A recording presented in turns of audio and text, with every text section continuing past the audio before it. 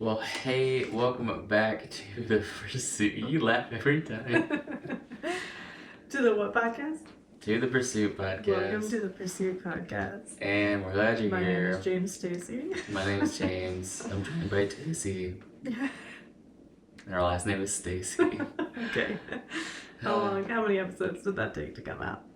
I guess our name's on the podcast, so. It's 5. This is our 5th episode. We're really excited about that. Anyways, I feel like I've said anyways of like the intro to every one of these too. So it's a really hard word to anywho's get out. Okay. What habit you get practicing this week there, Tace? Alright, so this is something I've done for a while and I just recently realized that it was a habit. The hours between noon to 1 is like lunchtime down to rest in our household. So we put all 3 of our kids down for a rest time, even if they don't take a nap.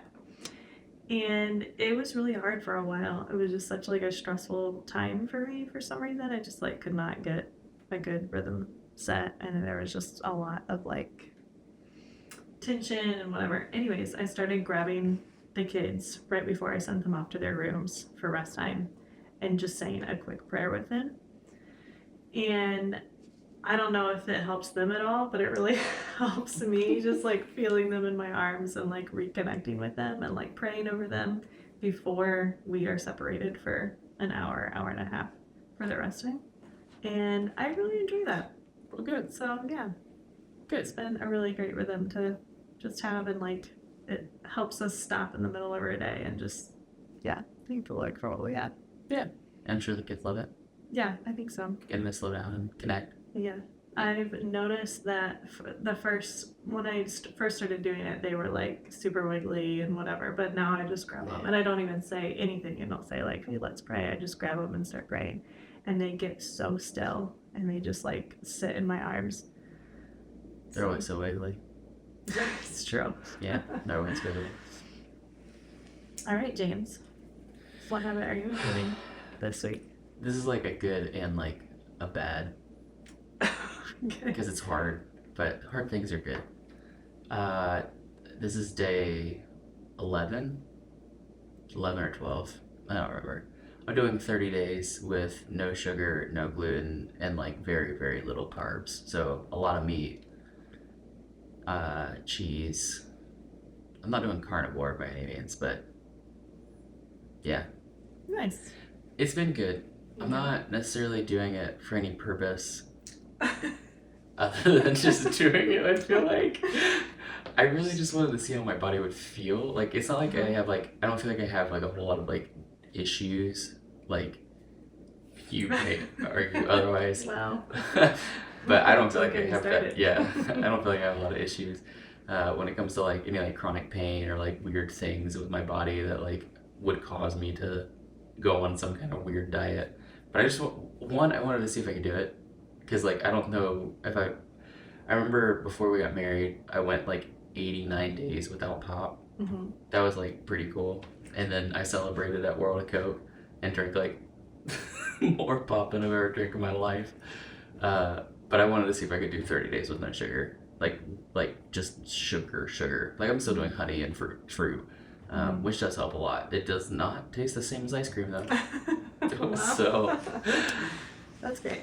yeah, but that's what I'm doing, and that's kind of what we're talking about tonight too, or today whenever you're listening to this, is how sometimes habits are, well, it'll probably turn into a rant too, like it always does. That's all right. But we're going to talk about habits being formed through subtraction. Like sometimes in order to add things to your life, you have to take away things from your life. Mm-hmm. And I think this just goes back to some of the stuff we've already talked about, like just this culture that we're in this moment in time is like we don't like fighting for hard things. Mm-hmm. Like it is much easier to just eat the cookie, to skip the workout, to sleep in, to stay up late, to binge watch Netflix. Like those things are easy to do. Mm-hmm. Like there is very minimal effort Mm-hmm. to do those things. It's actually harder to stop doing those things in your life. Mm-hmm. So Yeah, I think with the idea of, you said addition, like there's such a culture of the pendulum swinging mm-hmm. of we're either all or nothing, and All it's like, in or all out. yeah. And so when it comes to habits, it's like if we can't add 5 new habits into our life this one week, then like we might as well not try at all. Yeah. And that can be really dangerous because you end up not changing your life at all, and you get back in the same miserable place because you don't have any life change.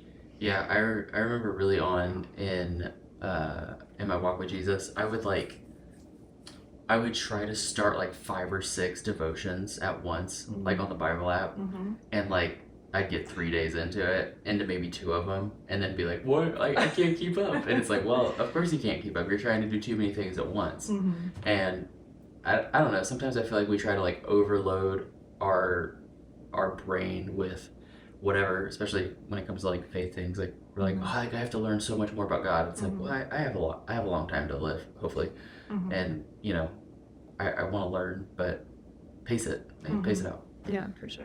And yeah, the pendulum swing of like all in or all out. I think that even we were talking earlier, nothing is like middle ground anymore. Mm-hmm. Like nothing is moderate. Like nothing is like a moderate Democrat or a moderate Republican. Like you are like if you're a Republican, you're an extremist. If you're if you're a Democrat, like Still you're an extremist. you're still an extremist. Like, and we've polarized people so much that disagreeing is hate. Mm-hmm. Like I can't disagree with you, and It's true. You shouldn't. well, not with you, but if someone has a different political view than me, or if someone thinks a hot dog is better than a hamburger, it's like we've Mhm. started this huge argument, and it's like, Yeah. why? I think we can fall into that trap easily with habits too. Even for those of us who enjoy our habits and enjoy having disciplines in our life, we can fall in that trap of being like, I can't believe like you don't live like this, like that kind of thing. Mhm. And so like figuring out what habits are needed in your life, like what's most important to you. Yeah, and we say that a lot, like especially when it comes to like raising our kids. It's like, hey, like, we're gonna make these decisions for our kids, Mm-hmm. and we might share what we've done, and might say like, hey, like this is what we like to do, but we're never gonna be like, you need to do this for your kids and for Mhm. your house. Mhm. Like, if it works for you, awesome. But at the end of the day, like you have to decide whether you're actually joyful or not, whether you're living at peace, Mhm. all those kind of things.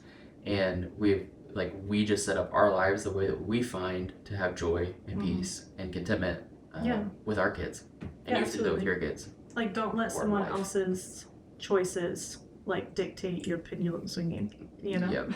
What is it? Comparison is the enemy of contentment. Mm-hmm. Yeah, like that's such a good quote because it is. I mean, if I'm comparing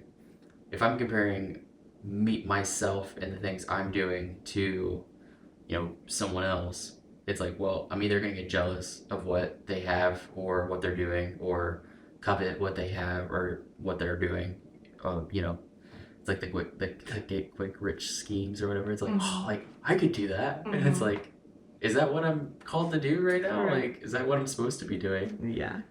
And I just don't feel like, Mm-hmm. even like the diet thing right now. It's like I feel really good. Mm-hmm. Like mental clarity is crazy good right now. I don't feel like I'm falling off in the afternoon. Like I'm not like wanting to like curl up on my couch in my office and be like, huh, like that's not happening. I just feel really good, Mm-hmm. and maybe that's the sugar, that whatever. But it's taking away to add something to your life. Mm-hmm. And when we started a lot of our habits, it was taking things away. Mhm. It's not like we started a lot of stuff. Mm-hmm. It was actually kind of decluttering our Mhm. lives, not just physically, but mentally. Yeah. Because I think we've talked about this before. One of the biggest holdbacks of starting a habit in most people's lives is I don't have time. I don't have time Yeah. for that. When am I supposed to do that? Yeah. And I feel like we always are so quick to come up with an excuse of time management. hmm And that's really what it comes down to is we don't know how to manage our time. And if you look at your day and start taking note of everything you're doing in your day, there is always something we could subtract. Yeah. Even now, And it's like once we stopped watching shows at night, it was like, oh my goodness, like look at all this time that we Yeah. have now to talk with each other, to read books. Yep. Still gonna beat I you don't in my know, end of the make year rating. sourdough. Make sourdough.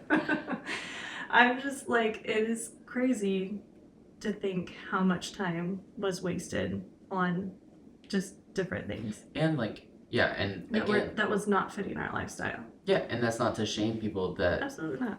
like, It just wasn't fitting our life. yeah, it just wasn't what we wanted. Mm.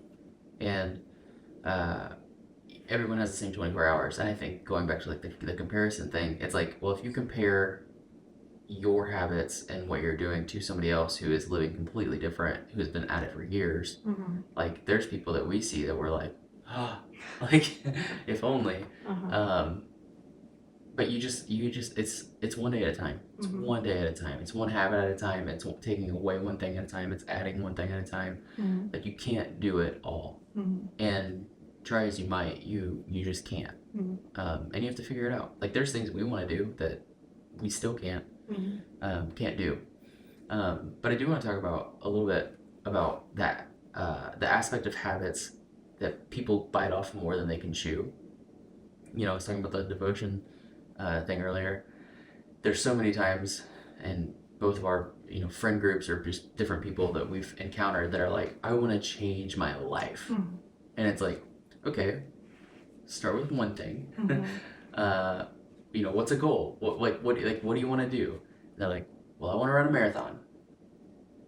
Okay, when was the last time you ran? Or like, I want to read my Bible in a year.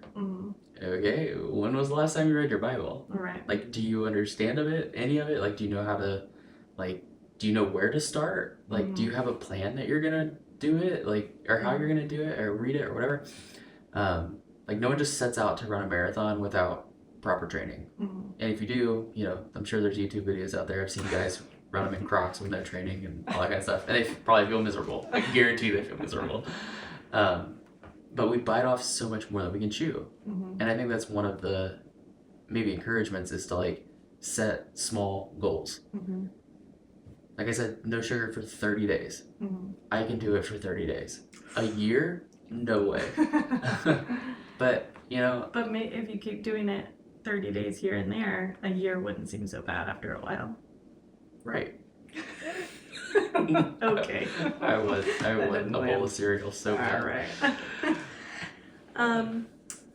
Kind of diving into like more, I think there is an aspect that we also need to talk about as far as when you start a goal or habit and you're not doing so great at it, there's such a length of shame that comes along with it. Of like, not only do you fall back into like, wow, I must just be lazy. It's also like, I'm not good at this. I am not a great person. Why am I struggling so much? It must be me. It must be me. It's not always you. It's how you're setting yourself up. And sometimes we really do set ourselves up for failure. And so it's like taking a look at, what am I doing wrong here? Like, how can I set this up as a success? And I think one of the things that I've been remembering lately is, I heard this on a podcast and it's just a little quote, and it says, you won't always feel this way. Yeah. And I have been saying that to myself a lot in times of like sadness and shame, of like, you will not always feel this way.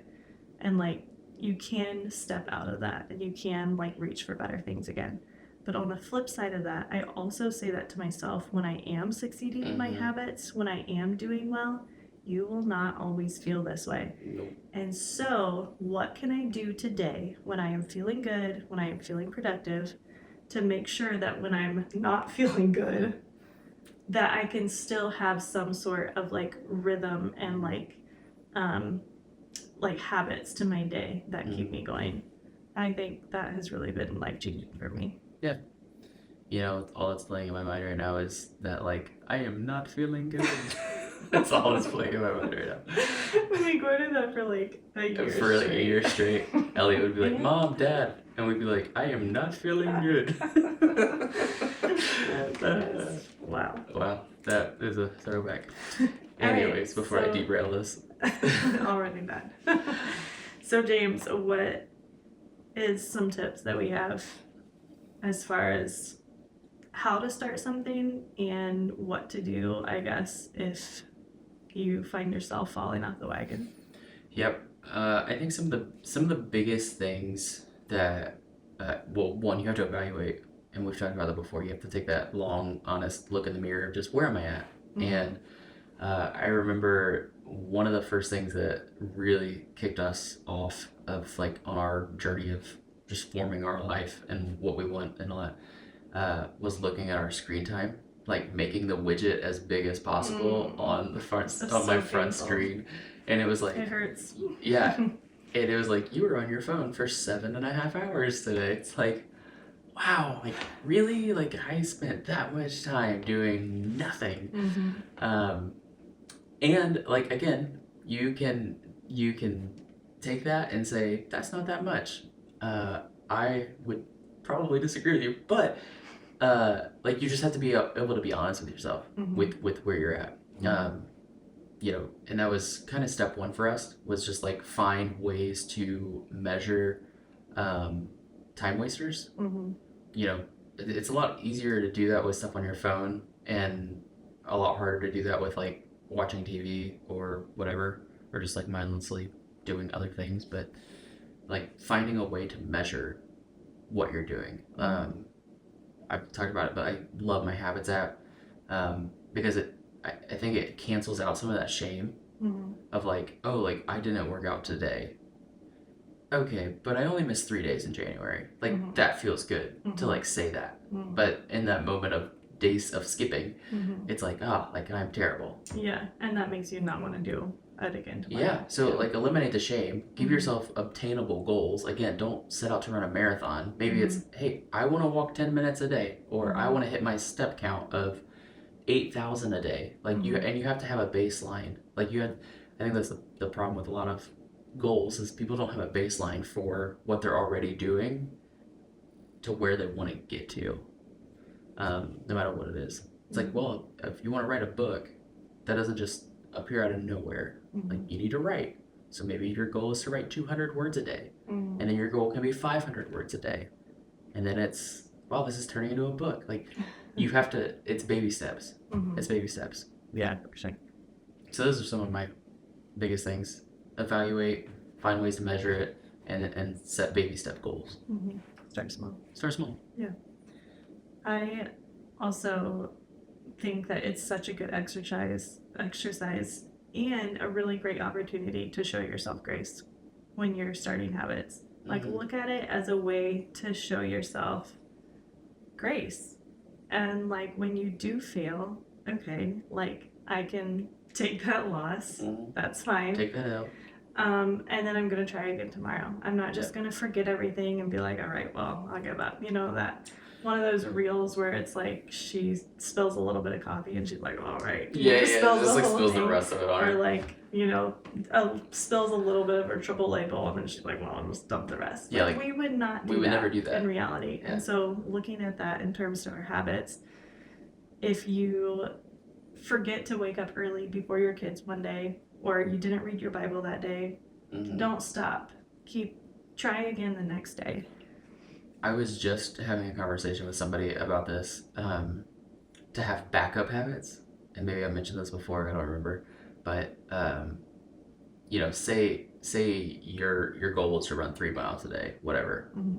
Okay, well, I got up late. I know I have a meeting to, you know, at night this week, whatever. Maybe my backup goal is just to hit 12,000 steps, and that means I'm, you know, on a conference call, on a walk, or you know, whatever.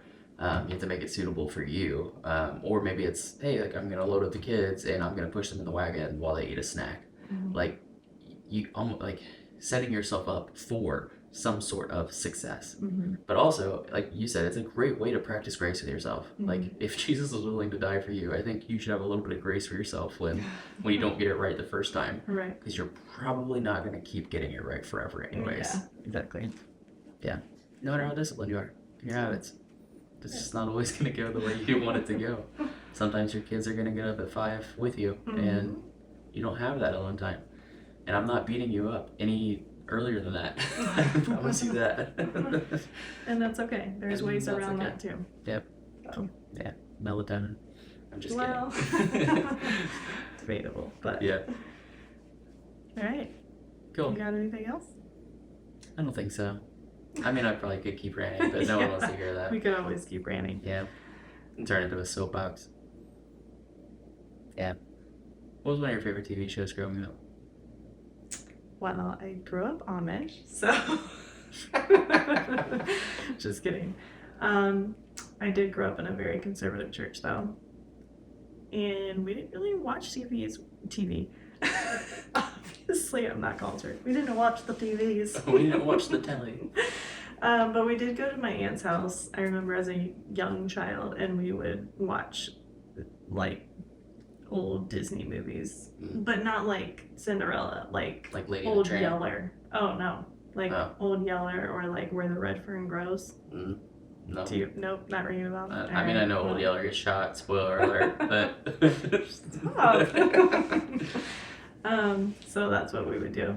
Elliot watched Fox and the Hound today and cried because I don't remember what's the So character. sad. The fox was alone, and he was so sad. What's your favorite TV show? If you say SpongeBob, we're No. done.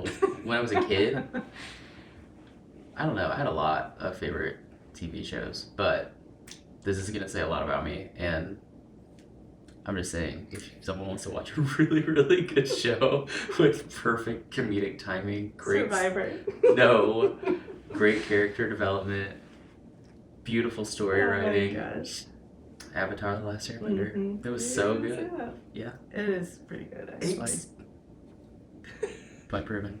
That's all I have. Yeah, right. Anyways, Well, have a until great week, next everybody. time. Yeah.